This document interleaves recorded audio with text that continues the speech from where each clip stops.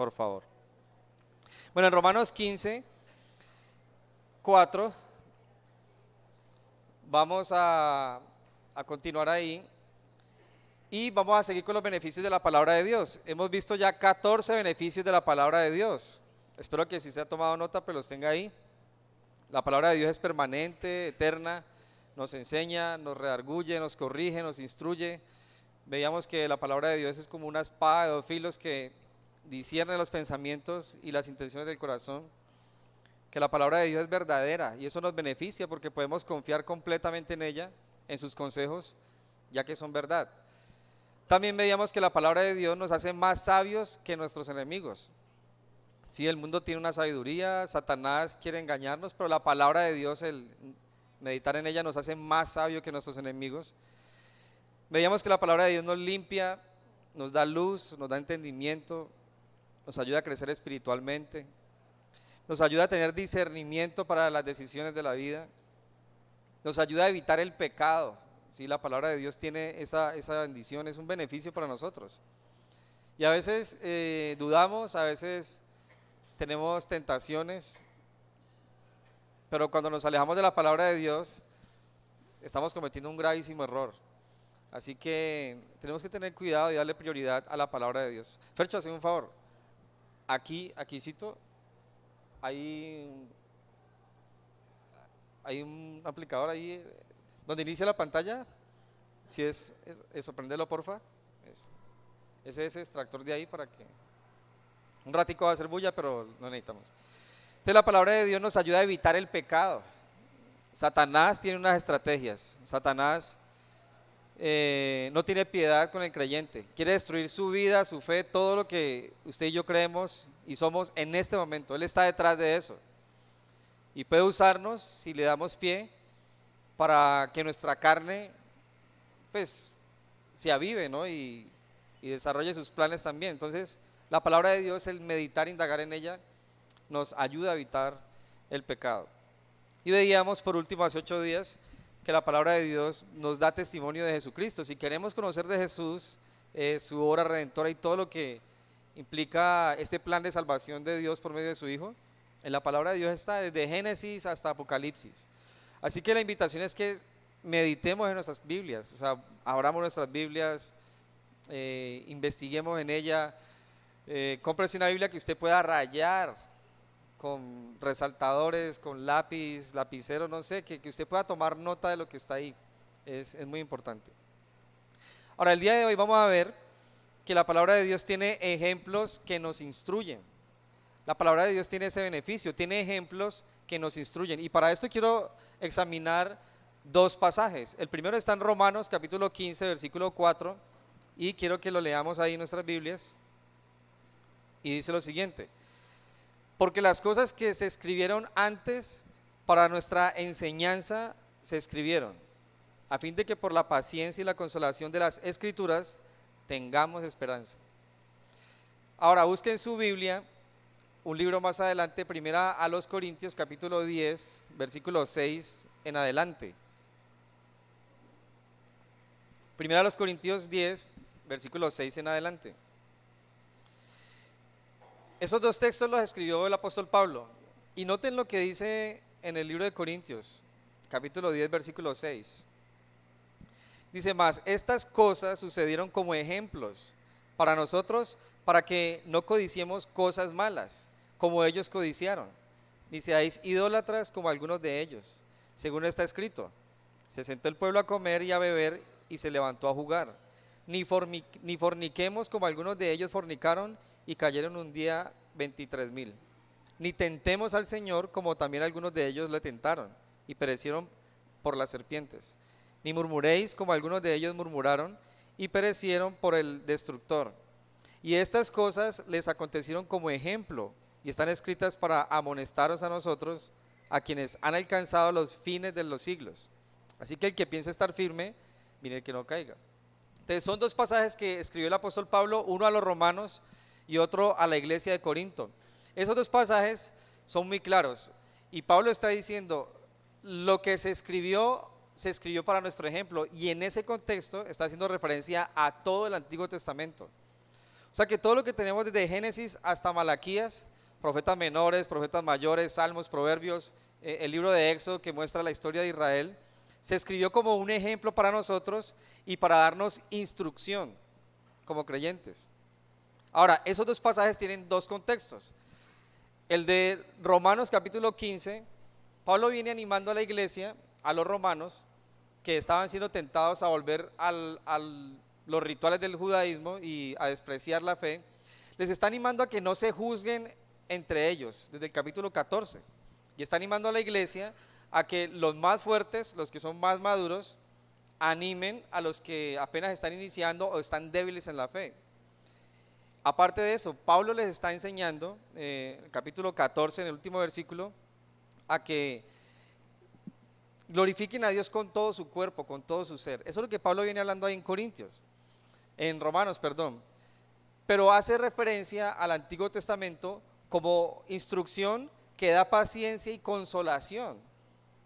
Entonces, en Romanos capítulo 15, versículo 3, Pablo termina ese texto diciendo que el Señor Jesús fue vituperado y que nosotros deberíamos soportar los vituperios como Jesús también lo hizo. Entonces, la palabra de Dios ha sido escrita, Dios la inspiró y contiene ejemplos que nos ayudan a identificarnos con personas que haciendo la voluntad de Dios han experimentado cualquier tipo de vituperios y que eso nos da consolación a nosotros. Entonces miren los beneficios de la palabra de Dios. A veces creemos que estamos solos, a veces creemos que somos los únicos que dudamos de la fe. Si usted lee el Antiguo Testamento va a notar que personas que vieron y experimentaron milagros de Dios, a la vuelta de la esquina estaban diciéndole a Dios, hubiera sido mejor que no hubiera nacido. O sea, ¿para qué estoy aquí? Personas que caminaron en fe después cometieron un pecado, mataron a otras personas para cubrir su pecado y Dios los llama al arrepentimiento, trata con ellos de una manera directa y compasiva. Y la Biblia tiene todos esos ejemplos. El Antiguo Testamento tiene todos esos ejemplos que nos pueden ayudar a identificarnos con esas personas, pero el propósito es que tengamos ánimo, confianza. La Biblia en ninguna parte nos va a animar a vivir y perseverar en el pecado, nunca. La Biblia condena el pecado y Dios es sabio y es tan generoso con nosotros que nos deja ejemplos de cómo personas conociéndole a Él dudaron, pero fueron animadas también por el Señor. No solo eso, personas que haciendo la voluntad de Dios fueron de alguna manera burladas, experimentaron oposición, pero Dios los fortaleció para seguir adelante hasta que se cumpliera su voluntad y eso nos anima a nosotros. Y no sé, o sea, cada uno tiene su sufrimiento, sus circunstancias. En este contexto podríamos hablar de alguien que está buscando agradar a Dios y hacer su voluntad y todo el mundo se pone en su contra. O sea, no sé si alguno ha experimentado eso. Bueno, la Biblia está llena de ejemplos de personas que sufrieron tal vez más que nosotros, pero que Dios ha estado con ellos. Solo el ejemplo de Job. O sea, Job fue un hombre que era justo, pero Dios quiso tratarlo. El profeta Jeremías dice que predicaba y nadie se convertía y lloraba porque la gente no le creía, pero él siguió perseverando en la fe. Entonces la Biblia tiene todos esos ejemplos para nosotros. La cuestión es si nosotros indagamos en ella o a dónde buscamos nosotros ejemplos de vida. O sea, si usted ha tenido una situación difícil, no sé, con un hijo, con su cónyuge, con usted mismo, no puede ni con usted mismo. O sea, ¿dónde usted acude para ver ejemplos de eso? ¿Está dudando usted de su fe? ¿Está dudando usted de por qué nació, si el cristianismo, si no, qué va a pasar con su vida si le ha fallado a Dios? ¿Ha dudado de eso? Bueno, la Biblia nos muestra todo eso. La cuestión es que recuerden que Satanás es el calumniador. Y cuando nosotros dudamos, fallamos o incluso haciendo la voluntad de Dios estamos experimentando el desánimo, nos va a querer aplastar. Si usted le ha fallado a Dios, lo que va a venir a su mente es, ¿y para qué se va a ir a sentar allá otra vez? ¿No le da pena? ¿No le da vergüenza? Dios no quiere ni saber nada de usted.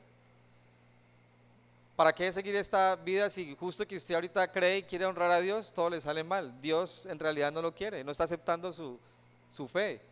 O sea, y tantos pensamientos, pero eso no es nuevo. Es lo mismo que Satanás le dijo a Adán y a Eva en el huerto. Ah, Dios le dijo. O sea, ¿para qué? No va a pasar nada. Pruebe y verás. Entonces, la Biblia contiene todos esos ejemplos, desde Génesis hasta Apocalipsis, podríamos decir ahora. Ahora, en el contexto de Corintios, si ustedes notan en el versículo 6 y en el versículo 11, Pablo usa dos palabras o dos términos que son ejemplo. Y es que el Antiguo Testamento se escribió como ejemplo para nosotros. La palabra ejemplo es analogía y también literalmente significa como un modelo a seguir. O sea, tiene eso, tiene analogías, pero es un modelo de fe, un modelo de temor a Dios.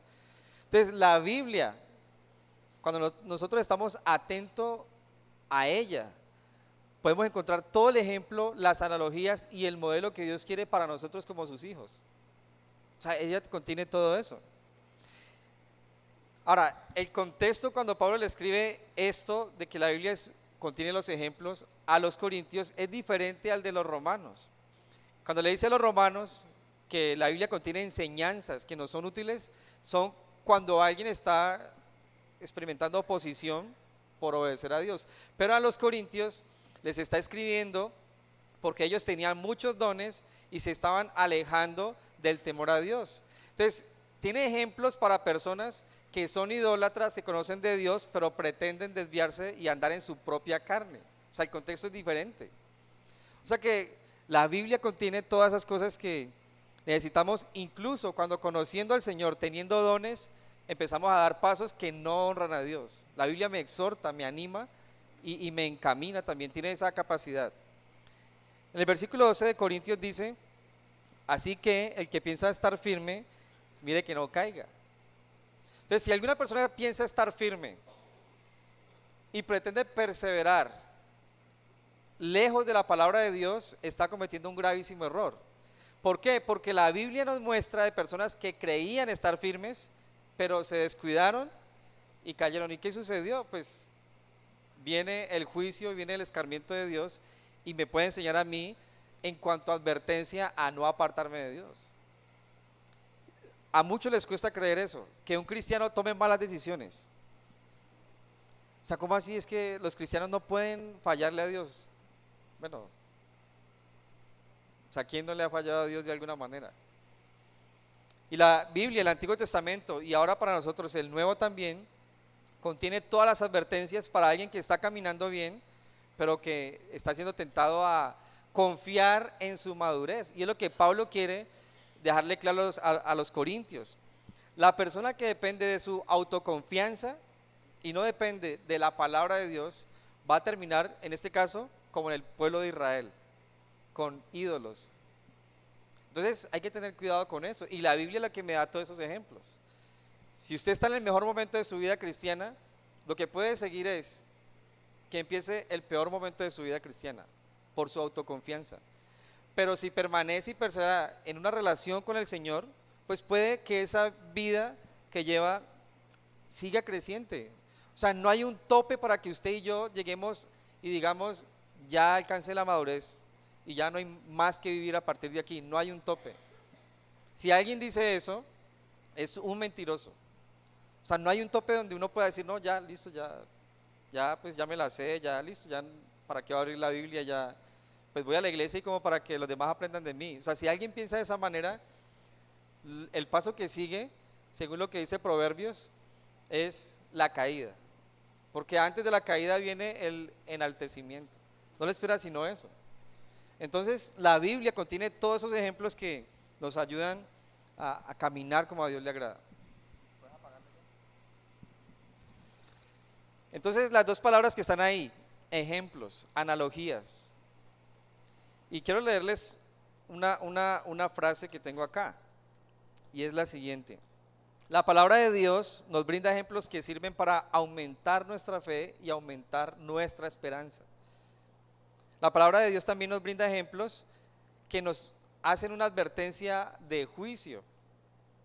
Y basta solo leer la historia de Israel. O sea, Dios los saca de Egipto, les da diariamente lo que ellos querían, pero al final tienen ídolos y empiezan a querer compartir a Dios en una relación con los ídolos, con los Baales, con Astarot, y lo que vino para ellos fue un juicio terrible. Murieron miles de personas por su idolatría. ¿Y en qué momento estaban en su relación con Dios?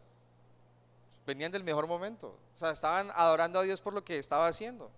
Entonces la Biblia nos advierte de eso, y puede que una persona esté pensando justo en su momento de cumbre de relación con el Señor, en relajarse un poco, ya tengo todo bajo control. Tenga cuidado de eso, tenga cuidado de eso.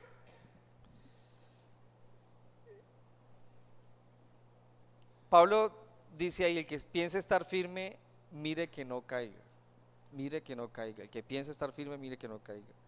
O sea, es triste como uno puede ver personas que han estado madurando en su fe, en su vida cristiana, y al otro día llaman para pedir una consejería. Pastor, es que pues acabo de tener relaciones con una mujer que no era mi esposa, y todo iba tan bien. O sea, uno no sabe en qué momento una persona puede llegar a esas cosas, pero el que esté firme, mire que no caiga. No descuidemos la relación que tenemos con la palabra de Dios, y no solo es leerla por leerla, lea desde Génesis en adelante colocándole sentido. Si no entiende nada, pídale al Señor sabiduría, pídale a Dios sabiduría, cuídese del pecado. Entonces la palabra de Dios nos beneficia en ese aspecto, que nos da muchos ejemplos. Otro beneficio es que la palabra nos da libertad, nos da libertad. Y quiero que me acompañe a Juan capítulo 8, versículo 32. Juan 8, 32.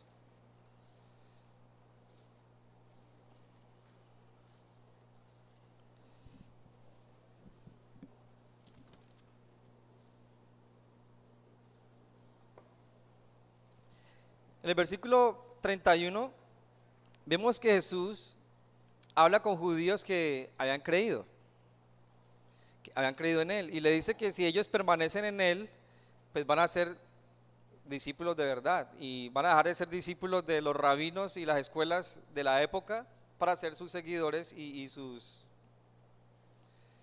Bueno, la Biblia no usa la palabra alumno, ¿sí? ¿Ustedes saben qué significa la palabra alumno? ¿Alguien sabe qué significa sin luz? Esa palabra incluso en los colegios ya tratan de no usarla, sino estudiantes y todo eso. Pero usa discípulos, porque Jesús quiere o sea, que vivamos la luz que Él da, o sea, que no vivamos sin luz. Ahora, Jesús dice a esos discípulos que habían creído que si ellos permanecían, iban a conocer la verdad, y conociendo la verdad iban a ser verdaderamente libres. Entonces, en el contexto, cuando Jesús le dice a los judíos, les está dando mucho a entender. Una de las cosas que quiere que ellos entiendan es que el sistema religioso que se estaba usando como modelo en ese momento para los judaizantes, mal interpretado por escuelas, lo que hacía en realidad era esclavizar y privar a una persona de tener una relación con Dios real. Si todas esas normas, todas esas interpretaciones de las escuelas, bueno, no todas eran malas, pero cuando el hombre interpretaba la ley para simplemente tener un grupo que le siguiera a él como maestro, lo que estaba haciendo era esclavizar a las personas, privándolos de que las personas pudieran amar a Dios como Él quiere, pero amar a los demás como Dios quiere también. Entonces, permaneciendo en la palabra de Dios, permaneciendo en lo que el conocimiento de Dios nos ha revelado aquí acerca de quién es Jesucristo, podemos ser verdaderamente libres. Y antes que pensar en ser libre de drogas y eso que también lo implica, o de algún pecado, es ser libre de lo que en mi corazón puedo tener como trasfondo para lo que es una relación con Dios.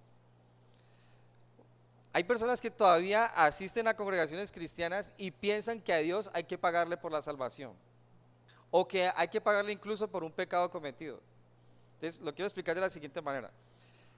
Personas le fallan a Dios, como cualquiera de nosotros le fallamos al Señor en algún día en particular o el día que sea. Y creemos que tengo que pagarle eso a Dios, entonces tengo que madrugar más, tengo que involucrarme en un ministerio para servir y Dios pueda pagar esa culpa por mí. Eso de alguna manera es un pensamiento religioso. Ahora, no quiere decir que tenga que seguir en el pecado, pero tengo que arrepentirme de corazón. Un arrepentimiento, confesión de pecado, pero apartarme del pecado. Entender que a Dios le ofende eso y que el pecado fue lo que llevó a Jesús ahí a que muriera en la cruz por toda la humanidad. Entonces, ¿cómo voy a vivir yo en pecado si eso llevó a Jesús a la cruz? Entonces, si alguno de ustedes ha pecado, o sea, en Jesús somos libres, ¿en qué aspecto? No tengo que ir de rodillas a Cristo Rey o a las Tres Cruces o a Uga. Mi corazón tiene que ir a la presencia de Dios y derramado ahí, confesando, pero con una actitud de no volver a conciencia, con dominio propio a hacer lo mismo. O sea, no es confesar y seguir y voy a hacer lo mismo. No, o sea, tengo esa libertad de ir a la presencia de Dios, al trono de la gracia, cualquier momento. No tiene que llamar al pastor, pastor, ¿me puede atender hoy? No, estoy de viaje, llego en un mes. Bueno, en un mes, ¿será que me confieso? ¿Usted me confiesa? No. O sea, si yo los llevo a eso y ustedes creen eso, lo que estoy haciendo es quitándole su libertad. Lean el libro de Hebreos. Tenemos un sumo sacerdote que cuando fue a la cruz y estando ahí se rasgó el velo del templo.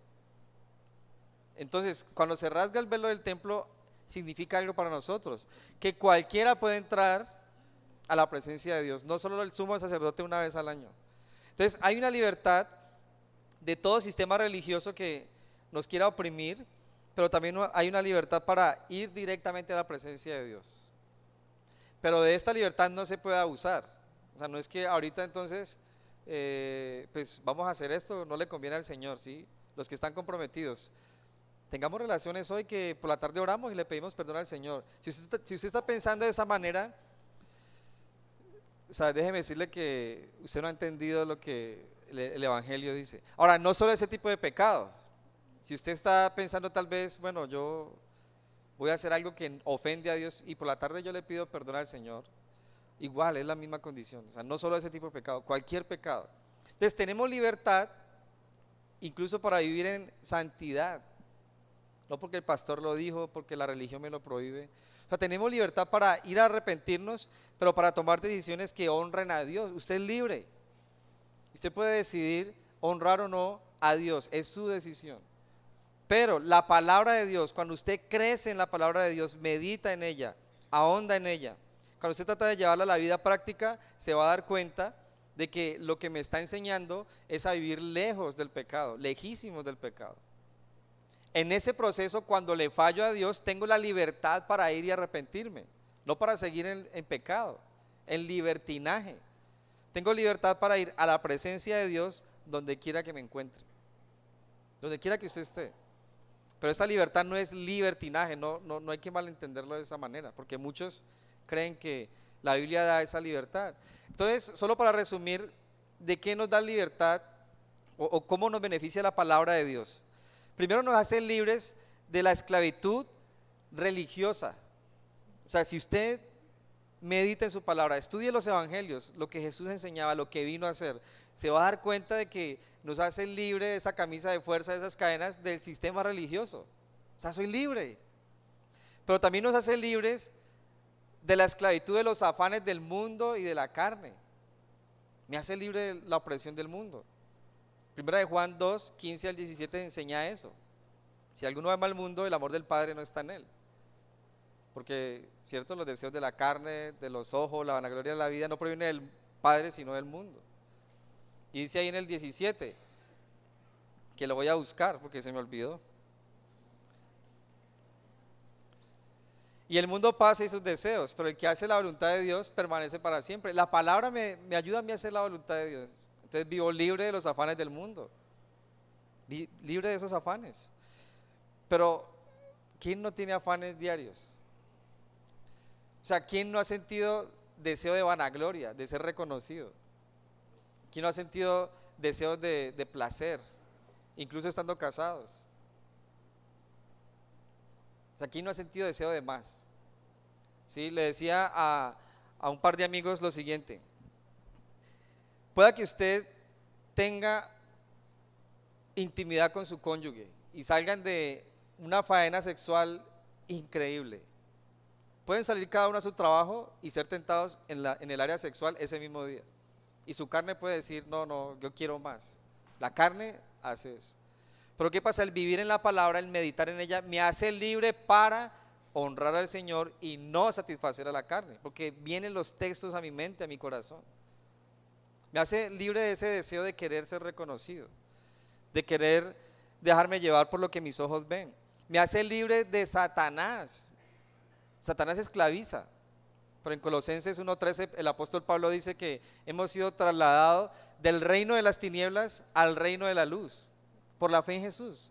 O sea, si usted y yo permanecemos en la palabra, lo que va a suceder es que cada día vamos a honrar más al reino al que pertenecemos.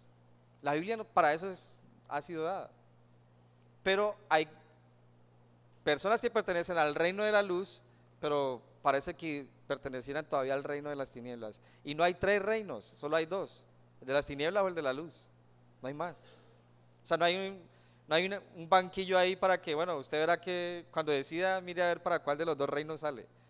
No, sencillo, el que no está honrando al Señor, pues está honrando al reino de las tinieblas, así de simple. Pero la palabra me ayuda a mí a caminar para el reino de Dios, para ser libre de todas esas cosas y de toda esa opresión que el mundo tiene. La palabra de Dios me hace libre de la culpa de mi pecado. Sí, Romanos capítulo 5, versículo 1 dice: justificados pues por la fe, tenemos paz para con Dios por medio de nuestro Señor Jesucristo. Y eso no proviene de vosotros, dice Pablo. O sea, si usted tiene culpa de su pecado y no ha podido salir de eso, y usted se arrepiente y va a Cristo Jesús, que es la palabra de Dios, la expresión de Dios, y permanece en esta palabra escrita, pues va a aprender a vivir justificado. No solo va a experimentar la justificación personal, que usted es libre, sino que va a aprender a vivir como un justificado debería vivir. Si a usted la policía lo inculpa, bueno, la fiscalía, yo no sé cómo está operando ahorita ese sistema, uno no sabe, si hasta los celadores hoy lo inculpan a uno no sabe cómo opera la justicia. Si usted es acusado y usted sale culpable con las evidencias de violación, de transgredir una ley de tránsito, pues lo que puede esperar es una multa o cárcel, pero está la culpa. Ahora, el mundo no limpia esa culpa en mi corazón. Usted paga su multa y usted queda con la espina en su corazón, con toda esa carga ahí, esa culpa. Pero Cristo Jesús no solo paga por mí, sino que Él limpia la culpa que yo tengo dentro de mí. O sea, me limpia, me da libertad, pero yo tengo que seguir en esa libertad. Y la palabra de Dios me ayuda a mí a mantenerme en esa justificación. Si una persona entiende todo lo que Dios le ha perdonado y lo que implicó ese perdón con el sacrificio de Jesús, si nosotros entendiéramos eso, nuestra vida sería distinta. Es más, acudiríamos más a la palabra de Dios para saber qué es lo que a aquel que ha pagado por mí no le agrada, para yo honrarle.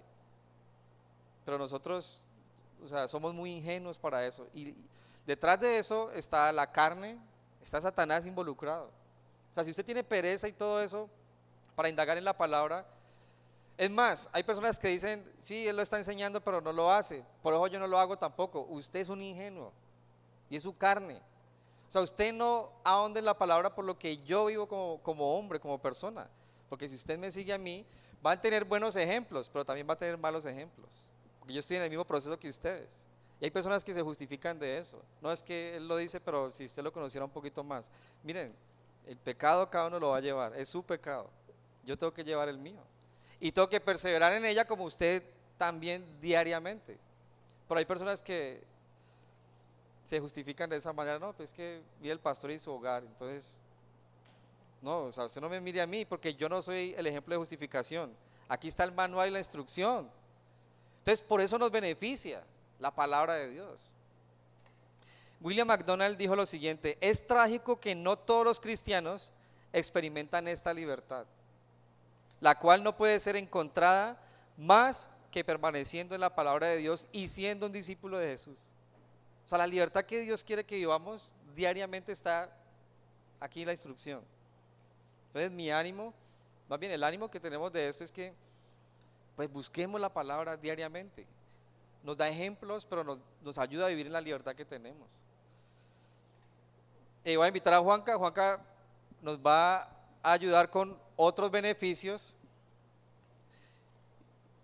y ya se van a dar cuenta de que él no va a dar plata ni nada de eso, ¿no? Ahí está la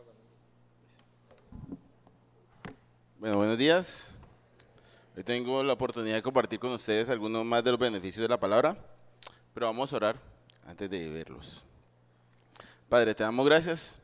Gracias, Señor, por tu palabra, que es viva y eficaz, que es perfecta, Señor. Tu palabra a través de la cual te revelas a nosotros, a través de la cual nos muestras tu voluntad, Padre. Háblanos a través de tu palabra, que sea tu palabra viva en nosotros, Señor, hablando a nuestro corazón, a nuestra mente. Te lo pedimos, Señor, en nombre de Jesús. Amén. Bueno, tengo la oportunidad de compartir algunos versículos del capítulo, el Salmo 119.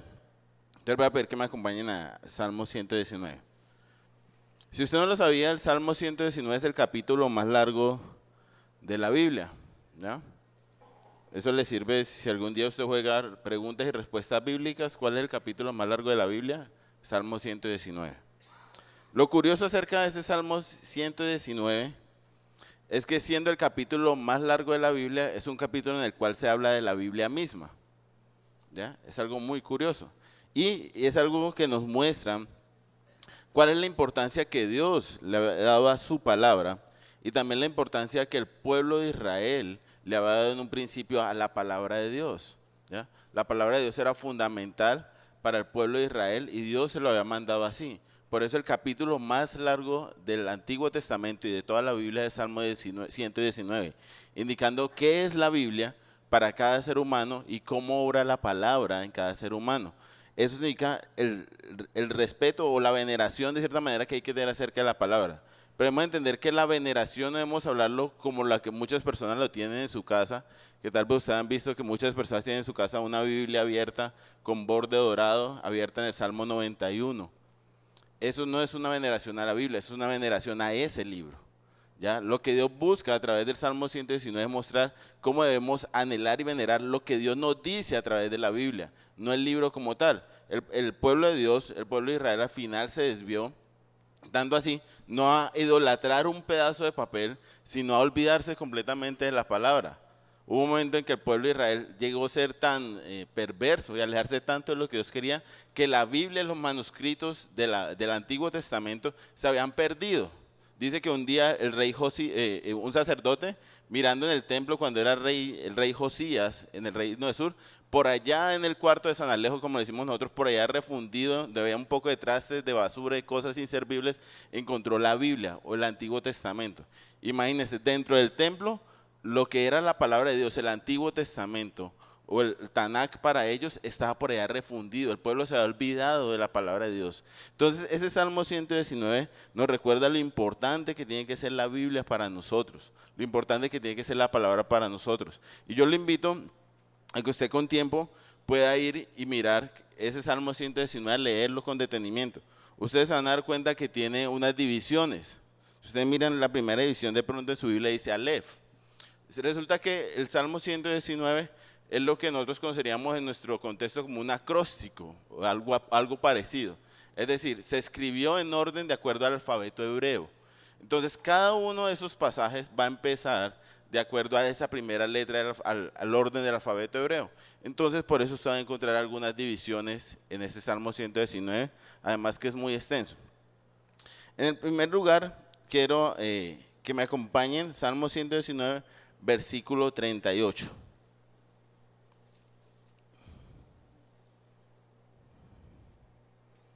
Salmo 119, versículo 38 dice, confirma tu palabra a tu siervo que te teme. ¿Qué es lo que vamos a ver aquí? La palabra nos lleva a tener una reverencia, un temor reverente hacia Dios. Eso es un beneficio de la palabra.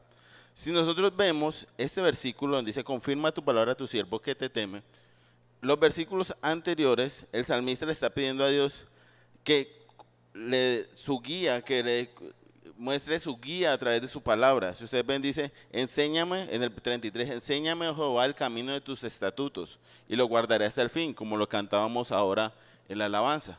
Entonces, en este pasaje del Salmo 119, el salmista le está diciendo a Dios que le pide a Dios su guía para obedecerla, ¿ya? Eso lo hacen los primeros 4 versículos de esta división. Y debemos tener claro, si yo le pido la guía a Dios, Dios no la va a negar, ¿ya?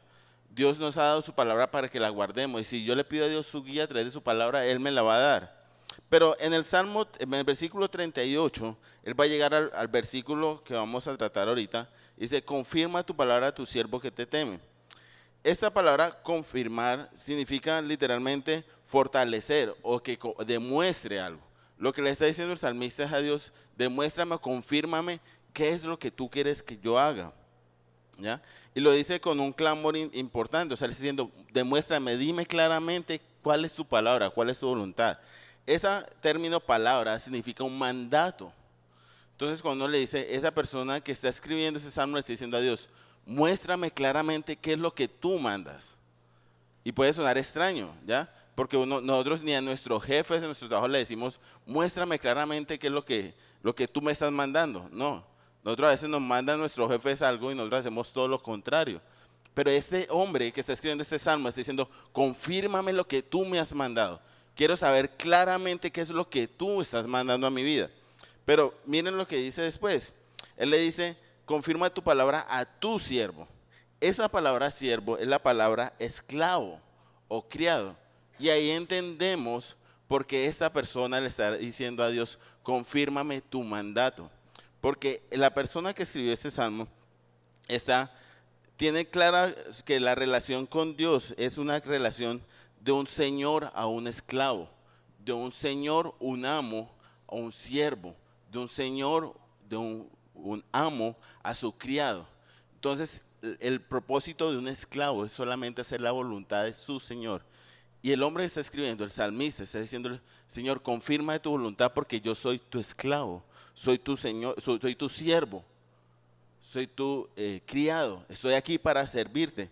Y eso es importante. El esclavo solamente va a estar interesado en hacer la voluntad de su señor. Pero hay algo muy importante acerca de esta palabra esclavo, la palabra siervo. Y es lo que la Biblia muchas veces nos muestra a nosotros como cristianos como siervos de Dios. Y hay varias cosas importantes acerca de ser siervo de Dios. Primero, un siervo solamente puede tener un señor. Jesús dijo en Mateo 6:24, ninguno puede servir a dos señores, porque aborrecerá al uno y amará al otro, o estimará al uno y menospreciará al otro. No podéis servir a Dios en las riquezas. Si yo me considero que soy siervo de Dios, soy esclavo de Dios, solamente puedo servirle a un Señor. O le sirva a Dios, o le sirva al mundo, o me sirva a mí mismo, o le sirva a lo que sea mi ídolo. Solamente puedo ser siervo de un Señor. O soy siervo de Dios o no lo soy. Entonces, este es muy importante porque el salmista le dice diciendo, confirma tu palabra a tu esclavo. El siervo quiere saber claramente cuál es la voluntad de Dios.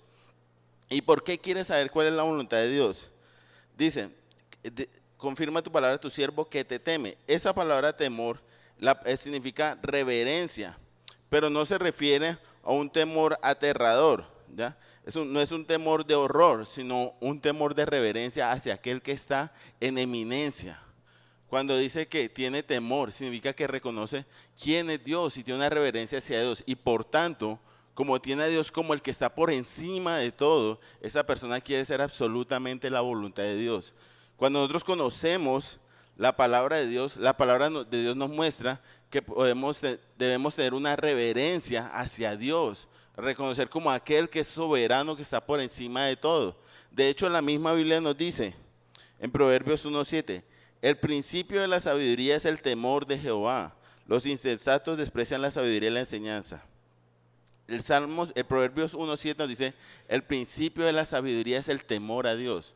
¿Qué significa eso? Que si yo quiero ser sabio, es decir, vivir de una manera adecuada, de una manera como Dios quiere, tengo que tener un temor reverente hacia Dios. Tengo que reconocer a Dios como aquel que está por encima de todo.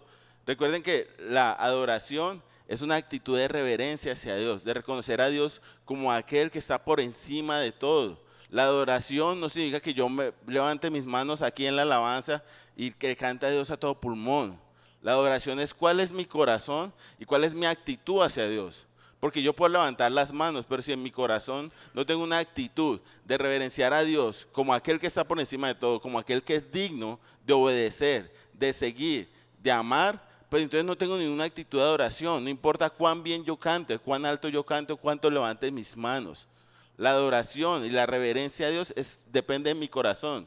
Es una actitud del ser humano. Y si yo tengo como reverencia a Dios, pues voy a tener un temor reverente hacia Él.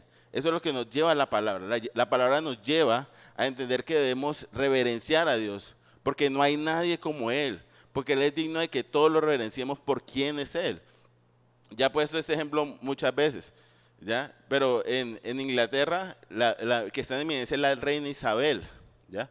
Y en algún momento en un programa de radio decían que la reina Isabel manejaba un vehículo muy costoso, no recuerdo si era un Porsche o un Maserati, no recuerdo, un Maserati, perdón, pero decían que conducía un vehículo muy costoso. Entonces se preguntan los periodistas si la reina Isabel tenía licencia de conducir. Ellos decían, pues no sabemos, pero ¿quién se atreve a pedírsela? ¿No es cierto? No tenemos ni idea. Ella maneja un carro, sabemos que maneja un carro muy costoso, pero no tenemos ni idea si tiene licencia. Pero ¿quién se atreve a pedirle a la reina Isabel, muéstrame su licencia de conducción? Imagínense un policía en Inglaterra pidiéndole, por favor, muéstrame su licencia. Nadie se atreve a eso, ¿no es cierto? ¿Por qué? Porque le tienen una reverencia. ¿Porque ella lo merezca? No. ¿Porque haya hecho cosas muy buenas? No. Simplemente porque es la reina. ¿Ya? Simplemente por quién es ella. Porque es la reina. ¿Ya? Y de igual manera debemos reverenciar a Dios por quién es Él. ¿Ya? No solo por lo que Dios ha hecho, que es maravilloso por nosotros, de salvarnos, que es el regalo más grande que a una persona se le puede dar. El regalo más grande del universo es lo que Dios hizo al rescatarnos. Pero a Dios lo debemos reverenciar tan solo por el hecho de que Él es Dios, de que Él es soberano y no hay nadie como Él. Entonces la palabra de Dios nos lleva a conocer a este Dios maravilloso, que es digno de alabanza y adoración, al cual debemos reverenciar, al cual debemos tener temor, pero no un temor de terror, de temo acercarme a Dios, sino un temor de decir, Dios, tú estás por encima de todo y quiero obedecerte porque no hay nadie como tú estás en el trono. Él no comparte el trono con nadie, no hay nadie como Él. Pero hay algo muy importante que quiero compartir con ustedes en este pasaje. Este pasaje dice, confirma tu palabra a tu siervo. Y ya vemos que la palabra siervo significa esclavo. Y algo muy importante, la Biblia se refiere a la relación del cristiano con Dios como un esclavo, es decir, como un siervo que quiere hacer la voluntad de su amo, y es algo real.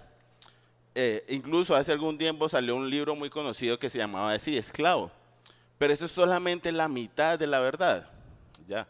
Porque la Biblia dice que el cristiano es siervo de Dios, es esclavo de Dios, pero también dice algo maravilloso. Nosotros debemos reverenciar a Dios, obedecerle como sus siervos, pero lo más maravilloso es que siendo nosotros siervos, Dios nos llama a sus hijos. ¿Ya? Siendo nosotros sus siervos, Jesús mismo nos llama amigos. Y eso es lo maravilloso. Ojo, no es que yo le llame a Dios mi amigo, ni que yo le diga a Dios primero papi o padre. Es que Él primero me llamó a mi hijo. Él primero se hizo hombre para acercarme a mí y hacerme su hijo. Es Jesús el que nos dice a nosotros amigos. Entonces muestra el gran amor de Dios, que aún no siendo siervos como eso, sino el amor de Dios. ¿Ya? Ese es el mensaje completo de la Biblia. Siendo nosotros siervos, Él nos amó. Porque si fuéramos solamente esclavos, pues seríamos como no habría mucha diferencia entre los cristianos y los musulmanes. ¿Ya? Porque en el Islam los musulmanes son esclavos de Alá, siervos de Alá. Pero Alá no murió por ningún musulmán, Alá no se entregó por el musulmán, Alá en ningún momento le va a decir al musulmán hijo, ni mucho menos amigo. Los musulmanes simplemente son esclavos de Alá para hacer lo que Alá dice. Así significa matar a otras personas. Pero lo maravilloso es que nosotros siendo siervos, Dios nos amó, se entregó por nosotros para hacernos hijos. Nos amó tanto que nos llama amigos. Entonces es muy importante, como cristianos, estamos llamados a reverenciar a Dios. Y así Él nos haya llamado hijos, nos haya acercado a Él, nos haya hecho sus hijos y nos llama amigos, nosotros debemos servirles como un siervo, reverenciándolo como el único que es soberano y que está por encima de todo. Acompáñenme de nuevo al Salmo 119, al versículo 165.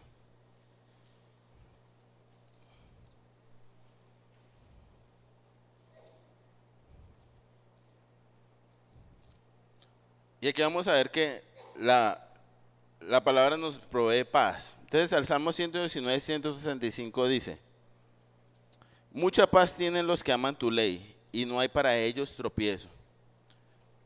Entonces el salmista aquí nos dice que hay mucha paz. Esa palabra paz es la palabra shalom. y se refiere al bienestar que puede recibir alguien. Y nos dice que cuando cuando amamos la palabra de Dios, vamos a tener mucho bienestar. También es importante entender que ese término amar se refiere a un deseo marcado de querer cumplir o sentirse atraído hacia la palabra. Entonces, la Biblia aquí nos dice que vamos a tener mucha paz si deseamos, anhelamos conocer y tener en nuestras manos y indagar más en la palabra. El término ahí donde dice los que aman tu ley es la palabra Torá, refiriéndose a las instrucciones que Dios les había dado a su pueblo. Y algo muy importante acerca de la Torá. La Torá no era simplemente un grupo de reglas rígidas que Dios le había dado al pueblo de Israel, sino que era el medio por el cual ellos podían llegar a un objetivo. ¿Cuál era ese? Que el pueblo llegara a ser ese pueblo especial de Dios y permaneciera como tal. Cuando Dios le da las leyes a Israel, le da esas leyes para que el pueblo pueda mantenerse santo, y pueda mantenerse puro delante de Él, siga siendo su pueblo especial. Y Dios lo que les dice es: manténgase aquí para que siga siendo mi pueblo y yo sea su Dios. Entonces lo que nos dice aquí, ese versículo, es que vamos a tener mucha paz si amamos, si deseamos, si nuestro anhelo es permanecer en la palabra y cumplirla y vivirla. Y aquí alguien puede pensar que eso es, que significa que si yo indago en la palabra, significa que no voy a tener ningún problema. No, que significa que entonces voy a vivir en completa paz con mis vecinos, con mi familia. No, cuando habla ahí que voy a tener paz, significa que voy a tener paz con Dios, una paz diferente a lo que el mundo concibe. Mucha gente piensa que paz es que ya no haya conflicto interno en Colombia. Y obviamente deseamos que no haya un conflicto, que no haya una guerra como tal. Pero la paz que habla la Biblia trasciende la paz humana y habla algo totalmente diferente. Acompáñame por favor a Juan 14, 27.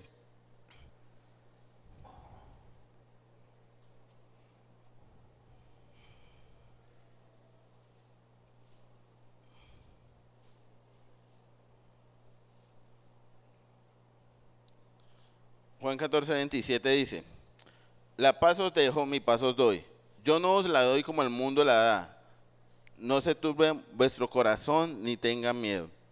Entonces, en Juan 14, 27, Jesús está preparando a sus discípulos para su partida.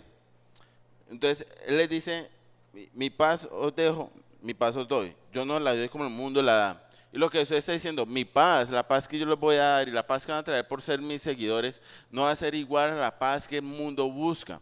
De hecho, si vamos un capítulo más adelante, en Juan 16, 33, dicen: estas cosas he hablado para que en mí tengáis paz. En el mundo tendréis aflicción, pero confiad, yo he vencido al mundo. Entonces lo que dice Jesús ahí es: miren, todo esto que yo les he dicho acerca de lo que va a suceder, de que el Espíritu Santo va a venir, de que yo voy a irme, pero el Espíritu Santo va a venir para convencerlos, para edificarlos, para llevarlos a toda verdad, para glorificarme a mí. Todo esto que va a pasar, las dificultades que van a pasar, las persecuciones que van a tener por mi nombre, se las estoy diciendo, digo, estas cosas he hablado para que tengáis paz. ¿Ya? Dice: en el mundo tenéis aflicción, pero confiad, yo he vencido al mundo. Es decir, en la palabra voy a tener paz, pero voy a tener paz para con Dios, pero también voy a tener la paz de saber que Dios está en control de todo. Voy a tener la paz de que nada se sale de su mano y que aún en medio de las dificultades que yo pueda tener en este mundo, tengo paz con Dios por medio del sacrificio de Cristo Jesús. El hecho de que yo estudie la palabra va a traer paz a mi vida, va a traer la paz de que voy a descansar en un Dios que es soberano, un Dios que nada se sale de su mano, un Dios que conoce el principio del final. Cuando nosotros vemos la Biblia, de Génesis hasta Apocalipsis, vemos que Dios conoce el principio del final. Y eso nos da paz porque conocemos a aquel que está por encima de todo, aquel que nunca falla, aquel que es perfecto. Entonces, si yo indago en la palabra, voy a tener mucha paz. ¿Ya? Y además, miren lo que dice el versículo del Salmo 119, dice: y no hay para ellos tropiezo.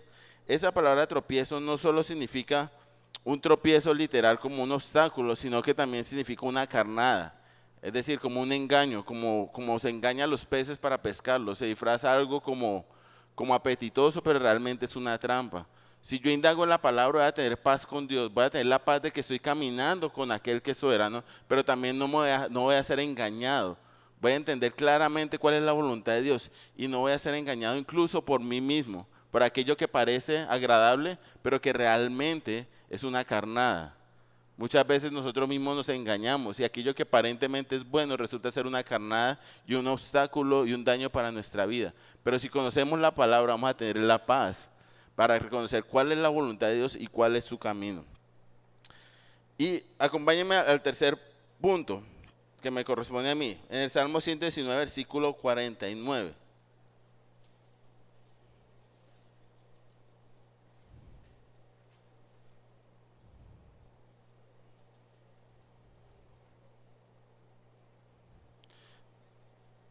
Salmo 119, 49 dice, denme un segundo.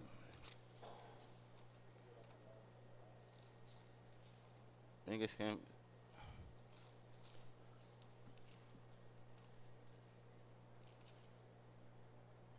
dice, acuérdate de la palabra dada a tu siervo, en la cual me has hecho esperar.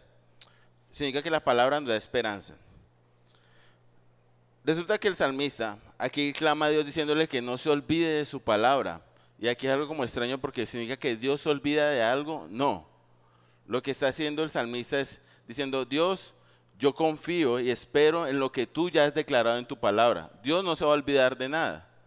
Dios no tiene la posibilidad de su naturaleza de olvidarse de nada porque Él es perfecto, Él es absoluto, no hay nada como Él. Pero lo que dice el salmista es, acuérdate de tu palabra, es decir, reconoce tu palabra o menciona tu palabra lo que tú ya has dicho. ¿Ya?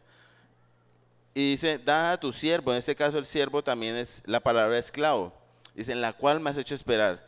¿Qué quiere decir el salmista? El salmista le dice ahí a Dios que honre su palabra porque la palabra de Dios se cumple totalmente. ¿Y por qué nos da esperanza esto? Porque resulta que si la palabra de Dios es perfecta y Dios la cumple, todo lo que está escrito en este libro se va a cumplir. Todo lo que está en este libro es verdad. Todo lo que está en este libro es perfecto y no hay error en él. Entonces es muy importante porque si yo confío, yo estoy seguro que lo que dice la palabra es verdad, yo puedo descansar en que cada una de las cosas se van a cumplir, de que Dios no cambia de parecer como lo hacemos nosotros, de que Dios no es uno hoy y otro mañana, de que Dios toda su palabra la va a cumplir. Y eso es lo que el salmista dice aquí. Dice, el salmista puede esperar y descansar en la palabra y que se cumplirá tal y como Dios lo ha dicho. Si miramos el versículo que hemos estudiado en la primera carta de Pedro, dice, toda carne es como hierba, y toda la gloria del hombre como flor de la hierba se seca y la flor se cae, mas la palabra del Señor permanece para siempre. Y esa es la palabra que por el Evangelio os ha sido anunciada. La palabra de Dios permanece para siempre, la palabra de Dios siempre permanece y se va a cumplir en su totalidad. Mucha gente puede dudar de lo que está aquí, pero si escudriñamos la palabra y conocemos claramente el carácter de Dios, nos vamos a dar cuenta de que toda la palabra es perfecta y todo lo que Dios ha escrito en su palabra se va a cumplir. Pero también es algo importante para nosotros en nuestra rutina. ¿Por qué? Mucha gente, mirando la segunda carta a los Corintios 5:7, toma una concepción errada de lo que es la fe. Segunda carta a los Corintios 5:7 dice, porque por fe andamos, no por vista. Entonces mucha gente piensa que la fe implica algo irracional, es decir, confiar en algo que yo desconozco, o que la fe es algo completamente, que yo confío en algo que se me ocurre, pero es mentira. Si nosotros vamos, Hebreos 11:1 dice, es pues la fe, la certeza de lo que se espera, la convicción de lo que no se ve. Entonces, mucha gente piensa que la fe es algo emocional, pero si nosotros vemos Hebreos 11:1, dice que la fe es certeza y convicción. La certeza y la convicción no son procesos sentimentales, sino que son procesos mentales. Entonces uno dice, ¿cómo así? Si yo digo que, si 2 Corintios dice que no ando por fe, no ando por vista, sino por fe, o ando por fe y no por vista, y el otro me dice que es un proceso mental, ¿a qué se refiere eso? ¿Y qué tiene que ver con la Biblia?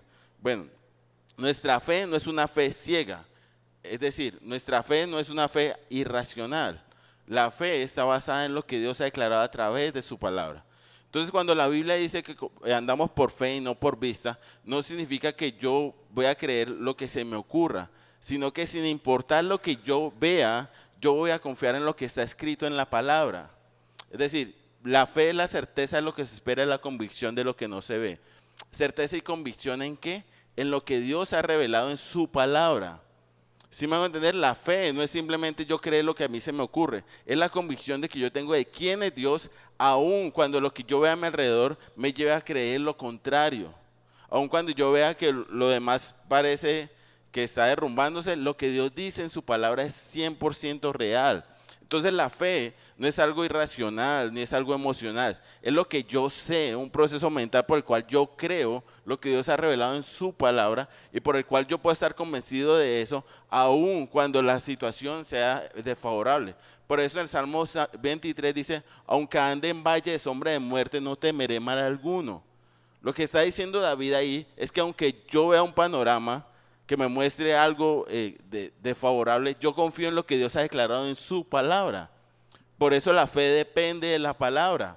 Y por eso si yo escudriño en la palabra puedo tener esperanza porque yo sé que la palabra de Dios se va a cumplir.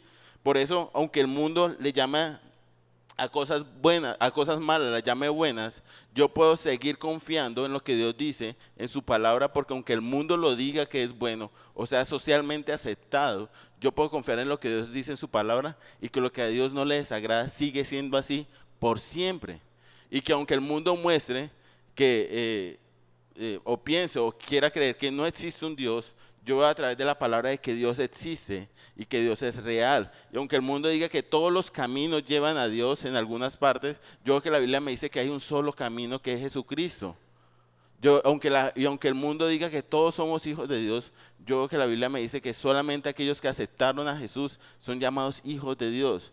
Eso es lo que es la fe. Que aunque el mundo me diga lo contrario, mi fe está basada en lo que yo sé y conozco de la palabra. Y eso es lo que me da mi esperanza. De aunque el mundo se esté cayendo, yo sé que Dios nos ha dado una eternidad más allá de este mundo. Que aunque yo sé que si tengo una enfermedad y estoy pronto a mi muerte, parece que está cerca a mi muerte, yo tengo una esperanza más allá de este mundo, más allá de este cuerpo carnal. ¿Ya? Y esa es la fe. La fe no es irracional, está basada en algo racional que es la palabra de Dios. Y por eso nos da esperanza. Una fe sin palabra no es fe. La fe solamente puede estar basada en la palabra de Dios. Y acompáñenme al último punto que me corresponde. Salmo 119, versículo 92.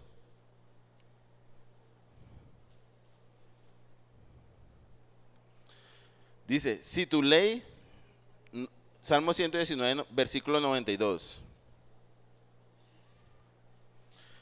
Dice, si tu ley no hubiese sido mi delicia, ya mi aflicción hubiera perecido.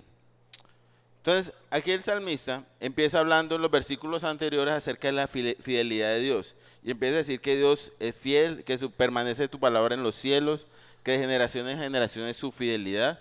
Y después dice esto, dice, si tu ley no hubiese sido mi delicia, ya mi aflicción hubiera perecido.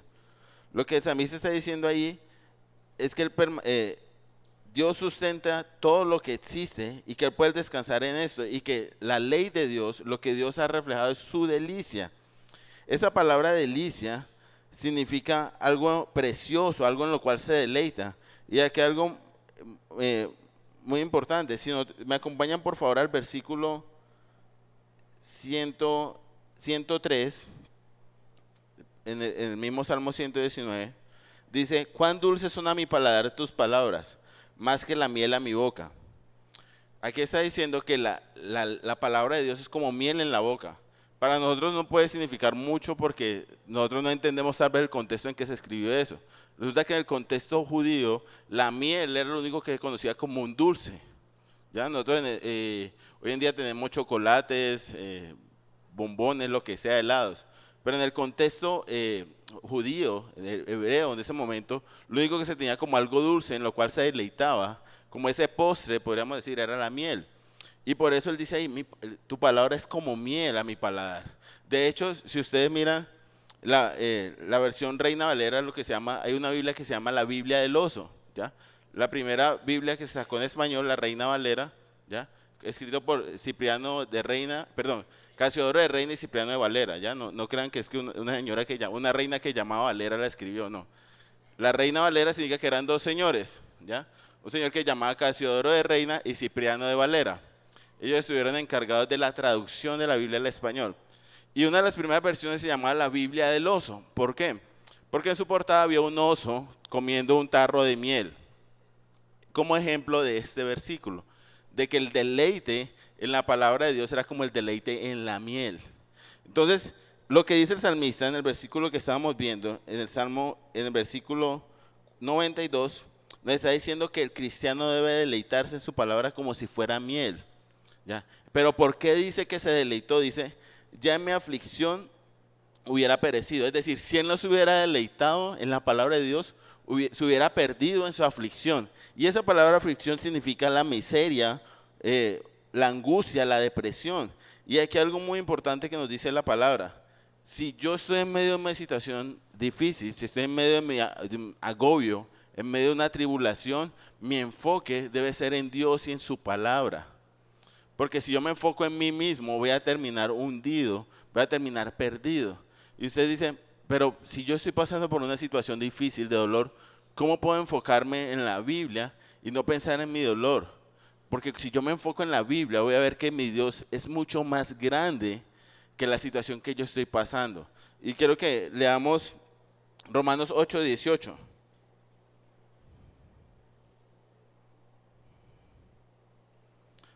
Romanos 8:18. Dice, pues tengo por cierto que las aflicciones del tiempo presente no son comparables con la gloria venidera que en nosotros ha de manifestarse. Entonces, no hay nada que yo pueda pasar en este mundo que se compare con la gloria que voy a tener delante de la presencia de Dios. Nosotros podemos tener sufrimiento en nuestra vida, tener dificultades de salud, económicas, familiares, lo que sea. Pero ese dolor que tenemos aquí es ínfimo, es microscópico comparado con la satisfacción y con la gloria que vamos a tener delante de Dios. El poder estar delante de la presencia de Dios, donde ya no hay dolor, donde ya no hay tristeza, donde vamos a alabarlo por toda la eternidad, no se compara con nuestras dificultades aquí en la tierra, es algo muy pequeño. Entonces, cuando en medio de nuestra dificultad nos enfocamos en la palabra de Dios y vemos que hay algo más allá, que Dios nos ha dado una herencia que es incorruptible, que va más allá de este mundo, nuestras dificultades se hacen más pequeñas y vemos un Dios que es más grande que nuestras propias dificultades. Y acompáñenme en el mismo capítulo de Romanos, versículos 31, dice, ¿qué pues diremos a esto? Si Dios es por nosotros, ¿quién contra nosotros? El que no escatimó ni a su propio Hijo, sino que lo entregó por nosotros, ¿cómo no nos dará también con él todas las cosas? ¿Quién acusará a los escogidos de Dios? Dios es el que justifica. ¿Quién es el que condenará? Cristo es el que murió, más aún el que también resucitó, el que además está a la diestra de Dios, el que también intercede por nosotros. ¿Quién nos separará del amor de Cristo? ¿Tribulación o angustia, o persecución o hambre, o desnudez o peligro o espada? Como está escrito, por causa de ti somos muertos todo el tiempo, somos contados como ovejas de matadero. Antes, en todas esas cosas somos más que vencedores por medio de aquel que nos amó. Por lo cual estoy segura de que ni la muerte, ni la vida, ni ángeles, ni principados, ni potestades, ni lo presente, ni lo porvenir, ni lo alto, ni lo profundo, ni ninguna otra cosa creada nos podrá separar del amor de Dios que es en Cristo Jesús, Señor nuestro. Esto es una promesa de la Biblia. No importa la tribulación que yo esté pasando, nada me va a separar del amor de Cristo. La promesa que Él nos ha dado una eternidad junto a Él, la promesa de una esperanza más allá de este mundo, donde ya no hay dolor, donde ya no hay tristeza. No importa la tribulación que esté pasando, está ahí y nada nos puede separar de esa promesa, pero solamente en Cristo Jesús. O sea, solamente cuando yo reconozco el sacrificio de Jesús, lo que Jesús hizo por mí, y reconozco que ese castigo lo debería pagar yo, puedo tener esa esperanza, una esperanza que solamente Él nos da. Y aquí es muy importante, cuando yo veo esa promesa, yo puedo estar seguro de que aún lo peor que puede pasar en este mundo, que es mi propia muerte, es lo mejor que me puede pasar porque me va a acercar a mi Padre. No significa que el cristiano debe vivir con deseos de morir, pero el cristiano debe perder el miedo a la muerte. El mundo, el ser humano tiene miedo a la muerte. Esa es la razón por la cual los faraones en Egipto se enterraban con todas las cosas de oro, hasta con los mismos esclavos. Tiraban a los esclavos vivos a la tumba del faraón. ¿Ya? ¿Por qué? Porque ellos tenían miedo de que cuando murieran al otro lado necesitaban oro, necesitaban esclavos, necesitaban alguien que les sirviera. ¿Por qué? Porque tenían miedo a la muerte. Pero el cristiano no puede tener miedo a la muerte. porque es el paso que nos acerca a nuestro Padre, ¿ya? No debemos estar viviendo con deseo de morir, pero cuando entendemos que en Cristo Jesús tenemos una promesa más allá de este mundo, el miedo a la muerte desaparece y entendemos que la muerte es solamente un paso para acercarnos a Él. Y si usted tiene miedo a la muerte en este momento, pues tal vez revise cuál es su relación con Cristo en este momento.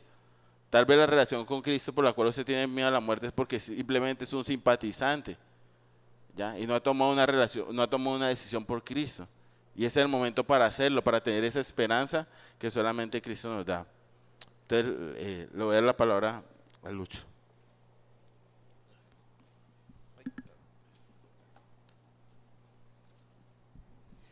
Listo. En el Salmo 119, ahí mismo donde estamos, en el versículo 28, vamos a ver que la palabra de Dios no solo nos consuela en ese momento de aflicción, sino que nos sostiene también y nos da fortaleza.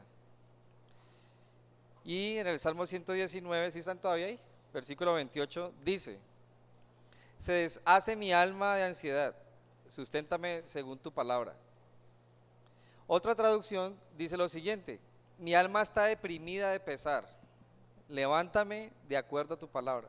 Entonces la palabra de Dios, cuando meditamos en ella, cuando permanecemos en ella, cuando de manera consciente, decidida y como decía Juanca, de manera racional vamos a ella, o sea, con intención, ella nos puede sostener y fortalecer. O sea, no solo da consuelo, sino que es la que nos sostiene y nos da fuerza para seguir avanzando. La palabra ansiedad que está ahí literalmente significa depresión, estar acongojado o estar bien afligido. Esa palabra ansiedad también se describe de la siguiente manera: cuando algo se ha derretido. ¿Ustedes han visto algo derretido? O sea, que queda ahí, o sea, no evaporado, sino derretido, que, bueno, la cera, cuando las velitas y todo eso que se hace. Entonces, cuando nuestra alma parece que estuviera así, lo que la palabra de Dios puede hacer es darme la forma que debería tener. O sea, no me va a dejar como derretido y que voy a desaparecer. Y eso me parece curioso, ¿no? ¿Usted ha sentido su alma así? Que usted ya está derretido, que, o sea, ya no tiene forma, nada, o sea, está que se muere, quisiera desaparecerse de la existencia. ¿Ha sentido usted su alma dentro de usted, por cualquiera que sea la razón, duda, pecado, una aflicción, que no quiere ni existir más? El profeta Elías, si ustedes estudian el primer libro de Reyes, viene de acabar con los profetas de Baal, y llega la reina malvada y le dice: mañana va a estar usted igual que, perdón, en la tarde va a estar igual que esos profetas, y se va corriendo. O sea, ha orado por lluvia y todo eso, esos milagros de Elías, ha matado profetas de Baal, 450 creo que eran, y le dicen: usted va a morir hoy en la tarde, y se va corriendo, y se enclaustra por allá en una cueva. O sea, tanto que dice el profeta que sería para él mejor no haber nacido. O sea, viene de una relación con el Señor súper, y al rato ya está derretido en su corazón. Pero la palabra de Dios puede levantarnos y darnos forma de una situación de esa. Y eso es lo que hace la aflicción cuando la asumimos, como decía Juanca, sin Dios. Cuando yo no tengo en cuenta la palabra de Dios para las aflicciones, me va a deformar, me va a engañar, y puedo terminar haciendo cosas que jamás pensé tal vez que iba a llegar a hacer. La palabra de Dios me ayuda. Tanto que Pablo dice a los filipenses en el capítulo 4, versículo 6: por nada estéis afanosos. Dice: si no sean conocidas vuestras peticiones delante de Dios con toda oración y ruego y con acción de gracias. Y es la misma palabra depresión. ¿Ha sufrido usted depresión, de ansiedad? La palabra de Dios tiene una salida para eso. ¿Cuál es la salida? Vaya, ore al Señor. Vaya, arrodíllese delante de Dios y ponga su situación en sus manos tal cual. Confiese su pecado si es necesario, si eso es lo que le ha llevado a la depresión. Pero no la asuma de otra manera. Y Dios le va a dar una paz, dice, que sobrepasa todo entendimiento. Y es lo que hace la palabra de Dios. Entonces, la palabra de Dios, cuando conocemos la palabra de Dios, no solo va a avivar mi fe, sino que esa paz que viene va a ser para mí algo consciente. O sea, no va a ser algo ilógico.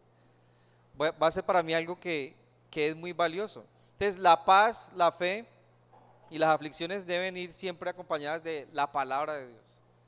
O sea, yo tengo que saber qué hacer cuando las cosas también van bien. Siempre buscamos la palabra para ver cómo salgo de esta. No, si usted está bien, ¿qué debe hacer ahora? Pues la palabra de Dios le da la sabiduría. Pero si está su alma como derretida, también la palabra ansiedad en el Salmo 128 literalmente significa algo que está aplastado y que pulveriza. Si algo que está bien comprimido a tal punto que la presión lo que hace es pulverizar. Mi alma, por muchas razones, a veces se ha sentido así, y no solo cuando es cristiano, o sea, hace mucho tiempo atrás. Igual que usted también ha podido experimentar eso, que su alma como que se va. El Señor, su palabra nos sostiene en esos momentos y nos da la fuerza para volver y seguir adelante. Es lo que la palabra de Dios hace. Y para terminar esto de los beneficios de la palabra de Dios, quiero que me acompañe a la segunda carta de Pedro, en el capítulo 1, versículo 19 al 21. Es la profecía de Dios. Primera de Pedro, segunda carta de Pedro, perdón, capítulo 1, versículo 19 al 21. El contexto de esa porción que vamos a leer tiene que ver con el día del Señor o los asuntos de la segunda venida de Jesús, el aumento de los falsos profetas y todo esto. Entonces la palabra de Dios me da a mí la verdad de la profecía y dice, tenemos también la palabra profética más segura, a la cual así vienen a estar atentos como a una antorcha que alumbra el lugar oscuro, hasta que el día esclarezca y el lucero de la mañana salga en vuestros corazones. Entendiendo primero esto, que ninguna profecía de la Escritura es de interpretación privada, porque nunca la profecía fue traída por voluntad humana, sino que los santos hombres de Dios hablaron siendo inspirados por el Espíritu Santo. Sí, a veces personas dicen, uy, pero ese Juan Carlos cómo enseña, Jeffrey cómo enseña, y cómo hacen, ¿no? Pues vaya a la palabra, estúdiela, y ahí están las verdades que nosotros podemos enseñar. O sea, esto no depende de nosotros, es la palabra, ella es la que da el conocimiento, todo está ahí. Ahora, en el contexto, en cuanto a la profecía de Dios, dice que hacemos bien al estar atento a ellas como una antorcha. O sea, el mundo va a desaparecer algún día. Jesús va a venir por segunda vez. Va a haber un tiempo de tribulación, va a haber un rapto de la iglesia, va a haber un juicio de Dios en la tierra. Todo eso, yo puedo ser consciente de eso y entender los tiempos con la palabra de Dios, la profecía de Dios. Ustedes ven que, por ejemplo, lo del Amazonas, los incendios y todo eso, ustedes ya estaba leyendo a alguien que publicó en sus redes que ya Dios había enviado una lluvia de fuego, como lo dice en Apocalipsis. Pero resulta que cuando Apocalipsis habla, a partir del capítulo 6, de que van a caer estrellas y fuego a la tierra, ese contexto es de el periodo de la tribulación y es algo global. O sea, lo que está experimentando Amazonas no es en este momento el juicio del tiempo de la tribulación. ¿Por qué se entiende? Pues por lo que el mismo Apocalipsis enseña. Pero imagínense, si eso está sucediendo ahorita, ¿qué sucederá después? Ahora, ¿a qué voy con esto? Lo que sí hay que estar atentos es, viene el momento donde el Señor viene por su iglesia y va a empezar ese periodo. Entonces, el que cree en Jesús va a ser llevado a su presencia, la iglesia, para que no esté en ese juicio que va a ocurrir acá. La Biblia es la que da todas esas pautas y dice que no es de interpretación privada. Usted puede leer su Biblia. O sea, nada de que, no lea Apocalipsis porque eso es solo para el pastor, para gente ya por allá erudita en la palabra. No, eso es para cualquiera. Apocalipsis mismo dice en el principio, ahí en el capítulo 1, que es bendecido el que lee y entiende la palabra de esa profecía. Bienaventurados, o sea, todos. De manera que la palabra nos da la pauta para la profecía de los últimos tiempos. Nos enseña acerca de falsos maestros. Podemos estar atentos en la palabra y podemos distinguir de un falso maestro o un buen maestro. Y es lo que la palabra de Dios nos regala. Quiero concluir con la siguiente frase. Así como el ser humano cuando nace debe nutrirse diariamente para mantener su bienestar y desarrollarse, el cristiano debe alimentarse de la palabra de Dios pues para mantener una vida espiritual saludable. Y la palabra tiene todos esos beneficios. Así que a estudiar la palabra, lean sus Biblias, subrayen sus Biblias, compre varias versiones, no sé, cómprese un comentario, pero sobre todo la palabra de Dios. Pida sabiduría y vaya a ella. Bien, terminemos orando, coloquémonos de pie.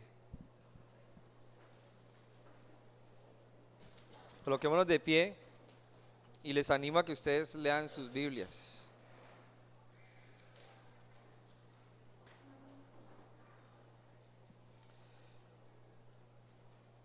Si hay alguna persona que tal vez ha estado afligida y eso le ha llevado a buscar de Dios, de una iglesia cristiana al menos, si a veces uno piensa eso, de esa manera, voy a ir a esa iglesia a ver si me ayudan con este problema que tengo.